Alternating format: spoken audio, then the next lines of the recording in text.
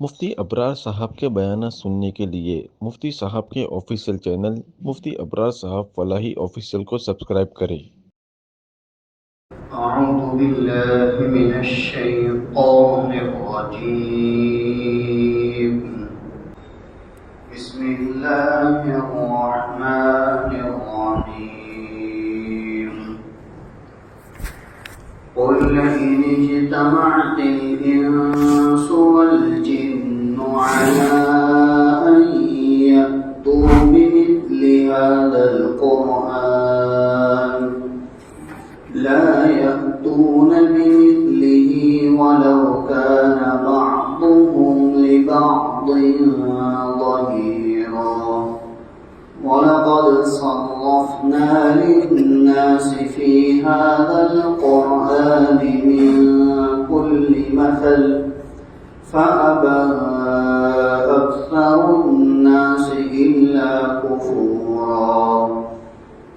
صدق اللہ العظیم۔ آپ ان لوگوں سے کہہ دیجیے کہ اگر سارے کے سارے انسان اور جنات جمع ہو جاوے اس بات پر کہ وہ قرآن کے جیسا کوئی اور کلام لے آوے تو وہ اس کے جیسا کلام نہیں لا سکتے، اگرچہ وہ آپس میں ایک دوسرے کے مددگار ہی کیوں نہ بن جائیں۔ اور ہم نے اس قرآن پاک میں لوگوں کے لیے پھیر پھیر کر مثالوں کو بیان کیا ہے، لیکن اس کے باوجود اکثر لوگوں نے اس قرآن کریم کا انکار ہی کیا ہے۔ یہ سورہ بنی اسرائیل کی 88 اور 79 دو آیتیں ہیں۔ ان دونوں آیتوں میں اللہ تبارک و تعالیٰ نے اپنے کلام پاک کی خصوصیت کو ذکر کیا ہے۔ اصل میں اس سے اوپر والی آیت کے اندر جو بات ذکر کی گئی تھی وہ یہ تھی کہ اللہ تبارک و تعالیٰ نبی اکرم صلی اللہ علیہ وسلم کو یہ بتلانا چاہتے تھے اور آپ کے واسطے سے قیامت تک آنے والے انسانوں کو اس کا سبق دینا چاہتے تھے کہ ہماری طرف سے جو علم آپ پر اتارا گیا ہے وہ سارا کا سارا علم ہمارے قبضے میں، ہمارے قدرت میں، جب تک ہم چاہیں آپ کے پاس رکھیں، اور جب ہم واپس کھینچ لینا چاہیں تو ہم واپس کھینچ لیں گے، اور آپ کوئی وکیل اور کارساز، کوئی مددگار بھی نہ پاؤ گے۔ یعنی یہ قرآن کریم کی وحی جو ہماری طرف سے بھیجی جا رہی ہے، ہم بھیجنے کے بعد، آپ تک پہنچانے کے بعد، آپ کے سینے میں اتارنے کے بعد بھی اس کے کما حق وہ مالک ہے۔ اس کو جب چاہے واپس لے سکتے ہیں، اس کو جب چاہے آپ سے جو ہے وہ اخذ کر سکتے ہیں۔ لہذا آپ اپنے پروردگار کا شکر ادا کرتے رہا کیجیے، اور آپ اپنے پروردگار کی نعمتوں پر اپنے آپ کو قائم رکھا کیجیے۔ کیوں؟ اس لیے کہ جو وحی آپ کے رب کی طرف سے آ رہی ہے وہ آپ کے رب کی طرف سے بھیجے جانے والا رحم ہے، رحمت ہے، اور آپ کے رب کا فضل آپ پر بڑا بھاری ہے۔ لہذا وہ آپ سے وحی کو واپس تو نہیں لیتا، لیکن قیامت تک کے انسانوں کو یہ پیغام ضرور دے دیا گیا کہ جو علم تم تک پہنچا ہے، یا جو علم ہماری طرف سے تمہارے سینوں میں اتارا گیا ہے، اس علم کے اصل مالک ہم ہیں، ہم جب چاہے واپس لے سکتے۔ کوئی یوں نہیں کہہ سکتا کہ یہ علم میرا ذاتی کمال ہے، یا یہ علم میرے باپ باپ کا ذاتی کمال ہے۔ ہوتا ہے نا بسا اوقات آدمی یوں سمجھتا ہے کہ یہ تو نسلاً بعد نسل ہمارے خاندان میں چلتا آ رہا ہے، لہذا ہمیں تو ویسے ہی ورثے میں دیا گیا ہے، لہذا ہم سے کوئی واپس نہیں لے سکتا۔ تو کہا کہ یہ انسان کا دھوکہ ہے۔ اللہ تبارک و تعالیٰ کا دیا وہ علم سارا کا سارا اللہ کے قبضے میں ہے۔ وہ دینے سے پہلے بھی اس کا مالک تھا، اور آج دینے کے بعد بھی اس کا مالک ہے، اور وہ واپس لینے پر بھی اس کا مالک ہے۔ اللہ تبارک و تعالیٰ نے دیا ہے اور اسی کا ہے، لہذا وہ پورا کا پورا اس کا مالک ہے، اور قیامت سے قریب اللہ تبارک و تعالیٰ واپس بھی لے لے کئی روایتوں میں ذکر کیا گیا ہے کہ علم اٹھا لیا جائے گا قیامت کی نشانیوں میں، تاکہ علم اٹھا لیا جائے گا، اور علم کا اٹھا لیا جانا تاکہ علماء کا اٹھا لیا جانا، اور جو لوگ صاحب قرآن ہوں گے اللہ تبارک و تعالیٰ ان کو اٹھا لیں گے کہ جس کی بنیاد پر اللہ رب العزت قرآن کریم لوگوں کے سینوں سے اٹھا لیں گے۔ اسی لیے ایک روایت میں نبی اکرم صلی اللہ علیہ وسلم فرماتے ہیں کہ ایک گفتگو چل رہی تھی، بات ہو رہی تھی، اور اللہ کے رسول صلی اللہ علیہ وسلم نے کسی واقعے کی طرف اشارہ کیا اور فرمایا کہ حین ذہاب العلم، کہ یہ بات اس وقت پیش آئے گی جب علم چلا جائے گا،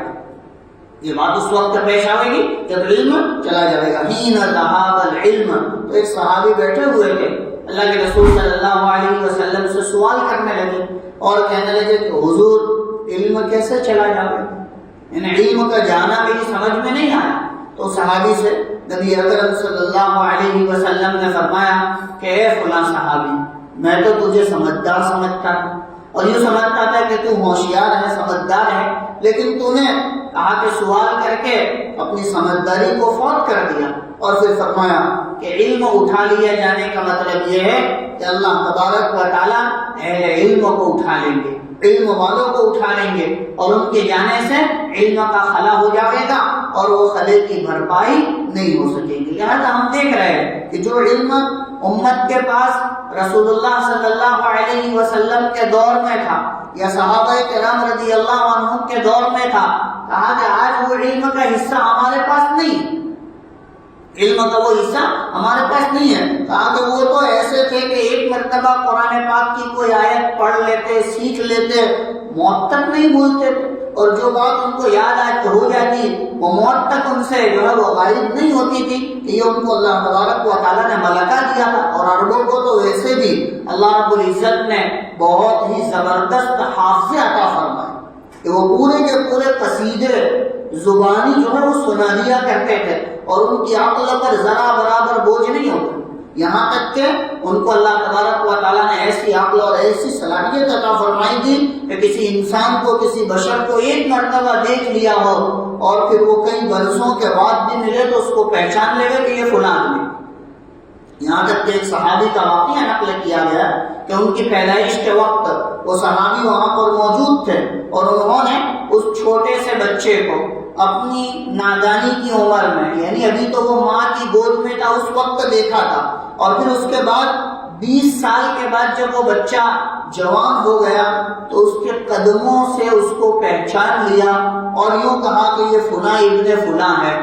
20 سال کے بعد کہ یہ فلاں ابن فلاں ہے، اور میں نے اس کو اس کے قدموں سے پہچانا کہ آج سے 20 سال پہلے میں نے اس کے قدم دیکھے تھے جب یہ اپنی ماں کی گود میں تھا، اور آج اس کے پیروں کو دیکھ کر میں نے پہچان لیا کہ یہ فلاں کا بیٹا ہے۔ اللہ تبارک و تعالیٰ نے ایسے غضب کے حافظے ان لوگوں کو عطا فرمائے تھے، لہٰذا علم بھی اللہ نے ایسا ہی عطا فرمایا تھا، اور علم کے پیچھے یہ لوگ اپنے آپ کو ایسا کھپانے والے بھی تھے، جیسا کہ ہم نے سنا حضرت مجاہد رحمۃ اللہ علیہ کے بارے میں ہمارے کتاب بھی ہے، وہ فرماتے ہیں عبداللہ بن عباس رضی اللہ عنہما سے براہ راست قرآن پاک کی تفسیر میں نے 30 مرتبہ پڑھی، حالانکہ ایک مرتبہ پڑھ لینے سے بھی علم والا ہو جاتا ہے، اللہ تبارک و تعالیٰ علم دے دیتے ہیں، لیکن کہا کہ میں نے براہ راست عبداللہ ابن عباس رضی اللہ عنہما سے قرآن کریم کی تفسیر 30 مرتبہ پڑھی۔ اندازہ لگائیے کہ کتنا شوق ہوگا، کتنی طلب ہوگی، قرآن کے ساتھ کتنا رشتہ مضبوط ہوگا، اور اللہ تبارک و تعالیٰ کے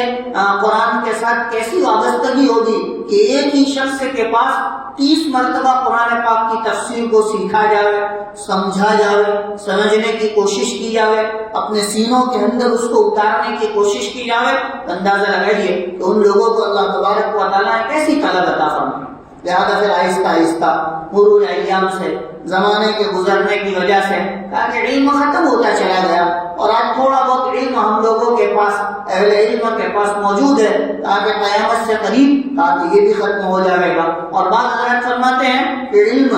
نقوش کے اندر تو رہے گا لیکن نفوس میں نہیں ہوگا، کہ علم تو بہت ہوگا لیکن لوگوں کے اندر سے عمل ختم ہے، قیامت سے قریب عمل ندار ہے. کہا علم بہت ہوگا لیکن عمل، کہا کہ عمل باقی نہیں رہے گا. اور صحابہ کرام رضی اللہ عنہم کی زندگیاں علم اور عمل دونوں کی جامع ہوتی تھی. اسی وجہ سے حضرت عمر رضی اللہ تعالیٰ عنہ فرماتے ہیں کہ ہمارے زمانے میں جب تک کوئی آدمی ایک سورت مکمل کر لے اور اس سورت کو سیکھنے کے بعد اس پر عمل نہ کر لے وہاں تک دوسری سورت سیکھنا شروع نہیں کرتے.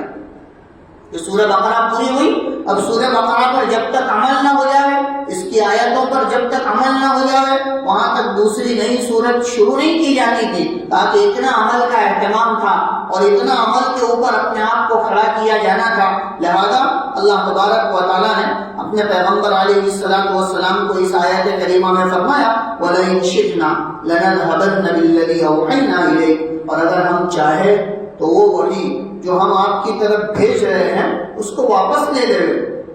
ثم لا تجد لك به علينا وكيلا، پھر آپ ہمارے خلاف کوئی مددگار بھی نہ پاؤ. آپ ہمارے خلاف کوئی مددگار بھی نہ پاؤ کہ آپ ہم سے وہ علم واپس لے لو یا ہم سے درخواست کر کے وہ علم کا مطالبہ کر لو. آگے نہیں، الا رحمتا من ربک، لیکن ایسا نہیں ہوگا. کیوں؟ اس لیے کہ یہ علم تو آپ کے رب کی طرف سے آپ پر بھیجے یا بھیجی جانے والی رحمت، علم رحمت ہے جو اللہ تبارک و تعالیٰ بھیج رہے. ان فضلہ کان علیک کبیرا، بے شک تیرے پروردگار کا فضل آپ پر یعنی محمد صلی اللہ علیہ وسلم پر بڑا بھاری ہے. اسی لیے آگے والی آیت میں اللہ رب العزت کہہ رہے آپ ان لوگوں سے کہہ دیجئے کہ اگر سارے کے سارے انسان اور جنات سب جمع ہو کر اس بات پر عہد کر لے کہ وہ قرآن جیسی مثال پیش کر دے یا قرآن جیسا کلام لے آوے تو وہ ایسا نہیں کر سکتے ہیں، اگرچہ یہ ایک دوسرے کے معاون اور مددگار بھی. یہ قرآن کریم کا چیلنج ہے جو اللہ تبارک و تعالیٰ نے اپنے کلام پاک میں ذکر کیا ہے. ایسی 3 آیتیں قرآن نے ذکر کی ہے، یہ سب سے پہلی آیت. اور یہ چیلنج تاکہ قیامت تک کے انسانوں کے لیے کہ لوگ سارے کے سارے انسان، سارے کے سارے جنات، یہ سب مل کر قرآن پاک جیسا قرآن لا کر بتلا دے، اگرچہ یہ سب ایک دوسرے کے معاون اور مددگار بن جاوے. یہ کس کو کہا جاتا ہے؟ یہ ان عربوں کو کہا جاتا ہے، عربی جن کی گٹی میں پڑی ہوئی تھی. عرب لوگ عربی کے اندر بڑے ماہر تھے، اسی وجہ سے تو اپنے آپ کو عرب کہتے تھے. عرب کے معنی تاکہ بولنے والا، اور عجم کے معنی گونگا. وہ ساری دنیا کے لوگوں کو گونگا کہتے تھے کہ ان کو بولنا نہیں آتا. اللہ نے ان کو بولنے کی بھی صلاحیت عطا فرمائی تھی. اللہ تبارک و تعالیٰ ایسے فصیح و بلیغ لوگوں کو یوں کہہ رہے ہیں کہ تم سارے کے سارے انسان اور جنات ایک جگہ جمع ہو جاؤ اور قرآن جیسی مثال پیش کر دو، یعنی قرآن جیسا کوئی کلام لے آؤ. لا یأتون بمثلہ، تب بھی اس کے جیسا پیش نہیں کر سکتے ہیں. ولو کان بعضهم لبعض ظہیرا، اگرچہ تم ایک دوسرے کو اپنا معاون اور مددگار بنا. اس چیلنج کو یہ اس وقت کیا گیا ہے جب قریش قرآن کا انکار کرتے تھے، مانتے نہیں تھے. عرب کے لوگ بہت سارے قرآن کا انکار کرتے تھے، مانتے نہیں تھے. ایسے وقت میں اللہ نے آیت اتار کر ان کو چیلنج کیا ہے کہ تم اس جیسا کلام لے آؤ. لہذا 3 جگہ پر اللہ نے قرآن کریم میں اس کو ذکر کیا. یہاں پر ایک پورے قرآن کے باب میں کہا، ایک جگہ پر فرمایا کہ تم سب مل کر قرآن جیسی 10 صورتیں بنا لو، 10 صورتیں لے آؤ. فقط 10 صورتیں لے آؤ. اور ایک جگہ کہا کہ ایک صورت یا ایک آیت ہی ایسی لا کر بتلا دو. کہا کہ ایک صورت اور ایک آیت بھی ایسی نہیں لا سکتے. حالانکہ لوگوں نے اس چیلنج کو قبول بھی کیا. بہت سارے لوگوں نے اس پر جو ہے وہ اپنے کلاموں کو لکھنا بھی شروع کیا، لیکن وہ اپنے کلام پر پھانسے آ گئے اور انہوں نے قلمیں توڑ دی، اپنے کاغذات پھاڑ دیے. جیسا کہ میں نے ذکر کیا تھا کہ جب قرآن کریم کو لکھنے کی باری آئی ہے نا، لوگوں نے اس چیلنج کو قبول کیا تو ایک شخص نے جو عربی کا بہت بڑا ماہر تھا اپنے آپ کو ایک بند کمرے میں رکھا اور 6 مہینے تک بند کمرے میں رہ کر قرآن جیسی کتاب تیار کرنے کی کوشش کی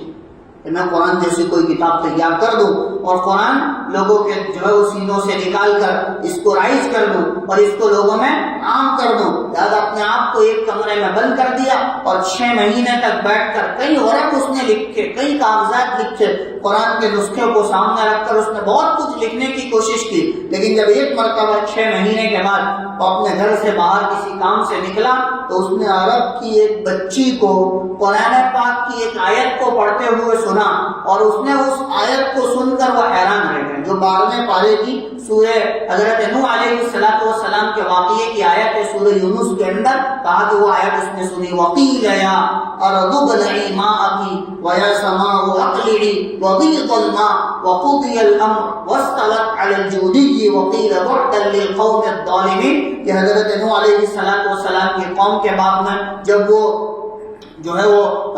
پہاڑی پر چوٹی پر جا کر بس گئے تھے اور سارے کے سارے جو ہے وہ علاقے کے اندر پانی بھر گیا تھا، اللہ نے اس کی منظر کشی کی ہے. اور عربی کے جو کلمات اللہ نے استعمال کیے ہیں بہت زبردست اور جامع ہے. وقیل یا ارض ابلعی ماءکی، اور کہا گیا اے زمین اپنے پانی کو اگل دے، اپنے پانی کو نکال دے. لہذا زمین نے اپنے پانی کو نکال دیا اور زمین سے پانی اگلنے لگا، آسمان سے پانی برسنے لگا اور یہ سارا کا سارا میدان پانی سے بھر گیا. اور حضرت نوح علیہ السلام اپنے ساتھیوں کو لے کر جودی پہاڑ پر چل گئے اور ان کو حکم دیا کہ وہاں پر اپنی کشتی کو رکاؤ اور وہاں پر ٹھہر جاؤ. اور اللہ تبارک و تعالیٰ کی طرف سے ظالموں کے لیے دوری متعین ہو چکی ہے. اس نے یہ ایک آیت عرب کی چھوٹی بچی سے سنی، اس کی بلاغت کو دیکھ کر، اس کی فصاحت کو دیکھ کر حیران رہ گیا اور جا کر اپنے کمرے کے اندر سارے کاغذات جو لکھے تھے وہ پھاڑ دیے